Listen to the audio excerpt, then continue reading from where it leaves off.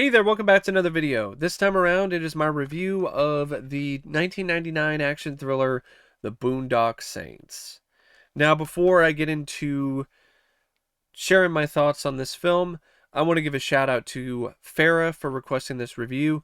If there is a film, TV show, or topic you'd like to see me discuss in the future, feel free to donate to my PayPal. The link will be in the video description down below.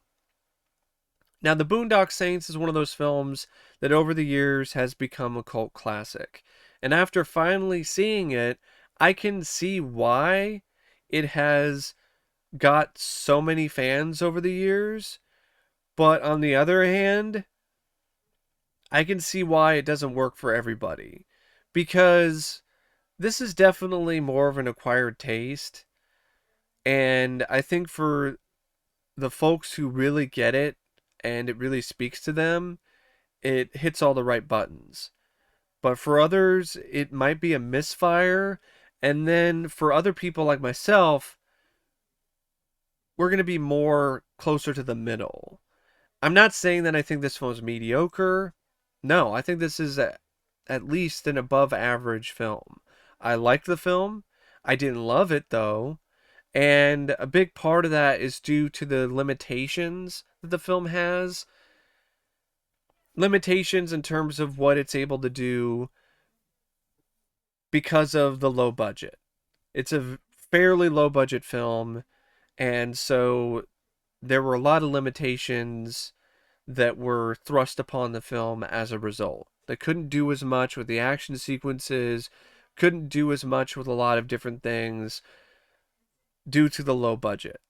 What they were able to do with the low budget is impressive.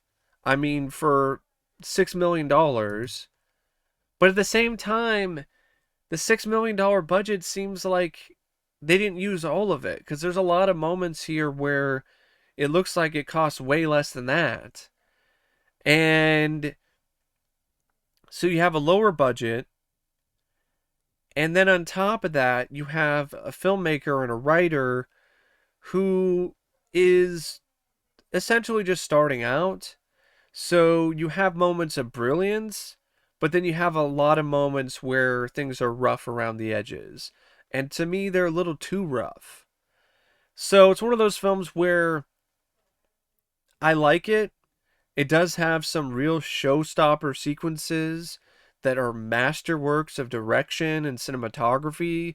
It has some good performances by the cast. But there are other aspects of it that fall flat, and it just doesn't live up to its full potential. So Troy Duffy, he's the one that directed the film. He also wrote the movie, and the direction is definitely above your norm when it comes to a first-time filmmaker or a filmmaker who's just starting to get their feet wet. Because there are sequences in this that are very ambitious, and when he nails these scenes, it's epic. It really is. And a lot of that has to do with his relationship with the cinematographer, as well as the editing. Everything just comes together so well. But then there's other moments where those elements don't click. And those are the moments in the film that fall below average, that really don't rise to the occasion. And I feel that there are more moments like that in this film than there are the moments where it does blow you away. And I do feel it has to do with Duffy's inexperience and the lower budget and a lot of different factors.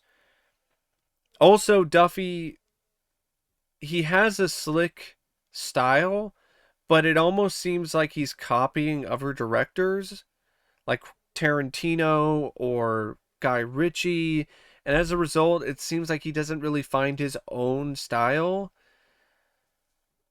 which is unfortunate, but it's also something that a lot of directors who came after those kind of auteurs and visionaries and revolutionary directors wind up doing. They wind up in the same boat, trying to follow in their footsteps, whether they really are thinking about it or not.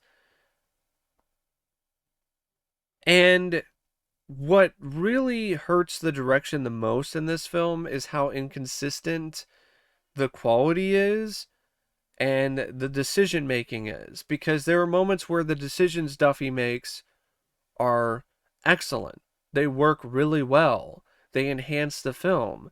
But then there's other moments where the decisions hamper the movie and really bring it down a little bit. And most of the time, it's when he lets his ego get the better of him and he decides to be more artistic with his shots. For instance, there are action sequences in this that fall completely flat because he takes a more artistic approach. So instead of showing the audience the money shot of the guns firing in a gunfight, he just shows a long pan of people getting shot with squibs and blood in slow motion, but you don't see the guns firing. And I'm sorry, in an action sequence, in a gunfight in particular, the guns firing is one of the most important things in that kind of sequence. And when you leave that out, you're just providing the audience with a cum shot. You're not and with no setup. It's just here they are, and there's the blood, there's the squibs. You hear the gunshots, but you don't see the guns firing. And there are moments in this film where you do see the guns firing, and those are some of the most thrilling action sequences. So when that doesn't happen consistently, it's frustrating because you're wondering why. The sequence in the hotel room with the Russian mob, that honestly should have been an iconic action sequence, but it wasn't because you never really saw the guns firing. So that's really where the issues lie with the direction, is the inconsistencies. The same issues lie with the screenplay. Inconsistencies. Inconsistencies when it comes to the quality of the humor and the tone. Sometimes the tone works, sometimes it's off-putting. Sometimes the comedy is funny, and the banter between characters is definitely something that'll make you chuckle, but then there's other times where it's just tasteless and doesn't seem like there's much thought put into it except let's be edgy. Let's be offensive for the sake of being offensive, like the Coke joke, or some of these other bits of humor, like the constant digs at homosexuals. It's just one of those things. It's like, I understand somewhat why they are there, but I don't feel it's really that effective in terms of character development with these characters. For example, Smecker, making him a homophobe but also a homosexual, I don't really think that really adds much to his character. It just makes him come across as a prick. And having moments where Rocco says a racist joke to try to make his employers laugh doesn't really make him more endearing. In fact, it just makes him even more unlikable. And that's another inconsistent thing about the screenplay, the characters. And the likability of them and the overall depth of these characters. The McManus brothers, who are the main leads here, they have the most depth. They have the most characterization. They have the most memorable sequences and lines of dialogue, and that's understandable because they are the two leads. But then you're also stuck with Rocco, and I know Rocco has his fans, but I don't like this character at all. I thought the guy was an asshole. He got them in a lot of trouble. He's not very smart. And I think they were trying to have a different sort of dynamic for the two, but I don't think they needed Rocco. The McManus brothers were strong enough. You didn't need Rocco. In fact, you cut Rocco out of the film, you give more scenes to the McManus brothers. And then you might give more scenes to Willem Dafoe. I would have rather them just joined up with Willem Dafoe's character earlier in the movie than have them hang out with Rocco and his dumbass. I'm sorry, I don't like Rocco. I think he's a piece of shit. He's a shitty person and he's a shitty character. So when he died at the end, I didn't cry. I didn't shed a tear. I didn't give a fuck. And yeah, it just feels a little a letdown for certain characters. I mean, you got Smecker, where you could have more scenes with him with the Boondock Saints, but you only get a little bit. And it would have been nice to have them share more screen time together. And the villains are weak. That's another thing about this. The villains are really weak and the epitome of forgettable. Like I mean, what is there to even remember about a lot of these characters? Like the main bad guy. I don't even remember the main bad guy's name. That's how forgettable this guy is. Trying to what was his name again? It was some kind of is it Jacovetta? Yeah, Jacovetta. Giuseppe Jacovetta, Carlo Rota. There's a reason why that guy didn't do that much after this because he's not that great of an actor. You have Ron Jeremy as one of his right-hand men. Yeah, Ron Jeremy, the porn actor who's in a lot of shit for good reason because he's a piece of shit. I guess there's something to be said about him getting his comeuppance in this. There's a certain catharsis with that, even if it's a fictional comeuppance. Billy Connolly, I like uh his character of Noah McManus, but the film throws in this twist in like the last 10-15 minutes that he's related to the McManus brothers, that he's their father, and unless you do some research and you know that this speech that they're giving before they shoot people has some specific thing that relates to their family in it that only their family would know, there's no reason at all why you would think that they are related. I guess he said they tell him da one time, which means dad. But other than that, like if you don't have that context, it just comes across like it's a random twist and it's out of left field that he would join them instead of try to kill them because he was hired to kill them. He was broken. He was let out of prison to hunt them down and kill them.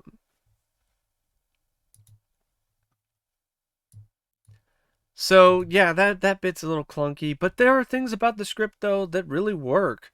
I love the idea of having the film split up in the way that it is with a lot of crime scene investigations that are then tied into the rest of the plot. So you'll have a scene where Smecker is on the scene of the crime, and then he will start narrating and start talking about what he thinks happened, and then you will see what happens.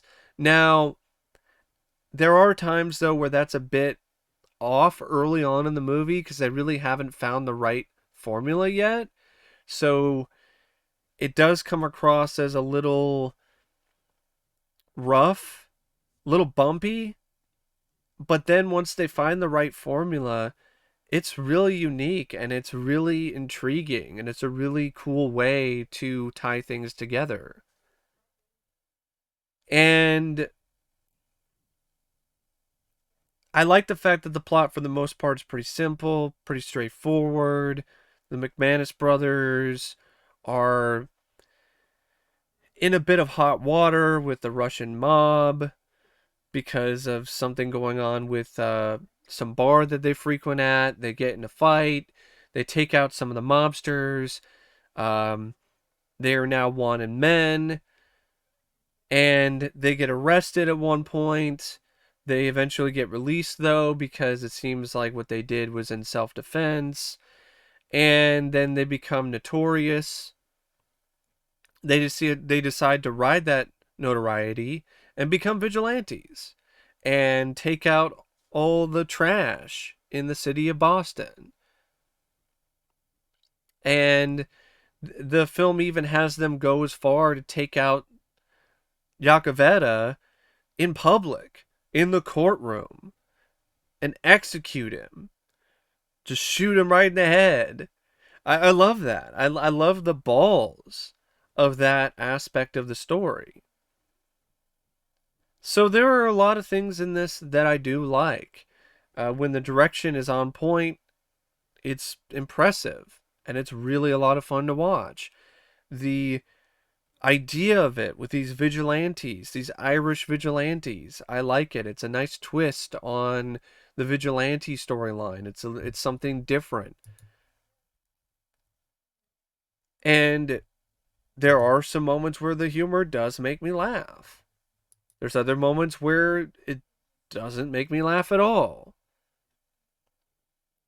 And it's got a great cast. Willem Dafoe is Smecker, one of his best performances, one of his best roles. A lot of people might look at it as him being a little too over the top. Maybe he's hamming it up too much. I think it's just the result of Willem Dafoe being able to be full Willem Dafoe. Because Willem Dafoe, in a lot of ways, is similar to an actor like Nicolas Cage, where when you uncage the cage, you get some really insanely entertaining performances. Even though they're uneven as hell, they're still really entertaining to watch. And that's the case here. Uh, you got Dafoe going full Dafoe, and it's a lot of fun. Uh, Sean Patrick Flannery and Norman Reedus as Connor and Murphy, they are the two leads for a reason. I bought that they were brothers. I thought they had excellent chemistry. I love the banter between the two. I like the fact that you have, I think it's Connor. Yeah, you have Connor who's always using plans based on stuff that he saw in a movie. That's why he has the rope. And it just somehow manages to work out, even though it's completely, totally unrealistic. I love that. That's funny.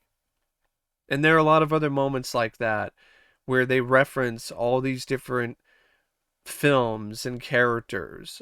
Connor frequently references John Wayne, Clint Eastwood, Charles Bronson. Um, David Della Rocco, his performance is fine. He did a good job making me realize that this guy is a fuck up that the Murphys should stay far and away from.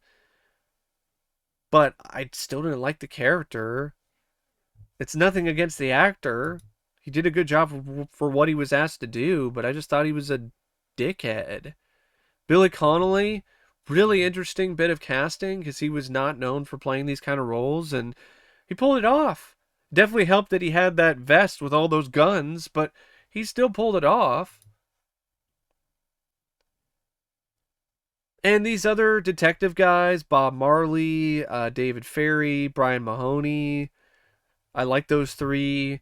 Uh, I like the fact that they were they had different personalities, different quirks, and I enjoyed in particular their interactions with William Dafoe's character. I love when Smecker would incorporate them into his ideas of what happened and then also put other guys on the spot and make them look like fools. I love that. That was funny. That was really enjoyable. Some of the best humor for me came from those kind of sequences. So yeah, overall, solid cast. The music by Jeff Donna, not really a big fan of it. The music was a letdown too for a film that has some really exciting action sequences. You would think the score would be on par with it, but it really never was. There really isn't anything memorable about this score. The music wasn't that great either in terms of the soundtrack or the songs that they used. The cinematography by Adam Kane, for the most part, quite impressive for a fairly low budget independent film. Thought he did a good job making the grungy, grimy streets look the way that they should in Boston, and really did bring out a lot of the the rougher edges of the city and of the different settings throughout the film. And the sequences that were intended to be almost balletic, almost operatic in terms of their approach, he also really nailed it when it comes to making those scenes look and feel the way that they should. Like when Willem Dafoe is going around and doing his finger guns while he's interacting with the flashback of what he thinks happened, and it's just a really nice looking film in that regard when it comes to those kind of sequences. The editing though by Bill Durand, it's not terrible, but it's definitely a mixed bag. There are moments where the editing is excellent, like the scenes that I've mentioned numerous times, where Smecker is interacting with an action sequence as if he's actually there. But then there's moments where it's not really that great. There is an overemphasis on fade outs to the point where it almost becomes laughable, and it actually ruins the momentum of the movie numerous times. There are a lot of moments in this where the fade out edits do not help the film. It makes it look dated, and then on top of that, just doesn't really add anything to these scenes. It makes it feel more fractured than it really needs to feel. One of the worst examples is the opening credits, because it's just all over the place. And then there are other moments throughout the film that are similar in that kind of fashion, where the editing just really does not suit the sequences that well. And it's like 108 minutes, and because there are some bits here and there that I don't really care about, like the stuff that focuses on Rocco, sometimes it is a little dull, I'm going to be honest, but it doesn't have a ton of those moments to the point where it just becomes boring. But it does have moments where it isn't as exciting as it could be or as enjoyable as it could be, because I'm not really as engaged with what's going on a consistent level. That being said, when this film is on target, it's enjoyable and it's definitely worth watching. So, I don't really know what else to say about the Boondock Saints except thanks for watching my review, and as always, I'll see you later. See ya.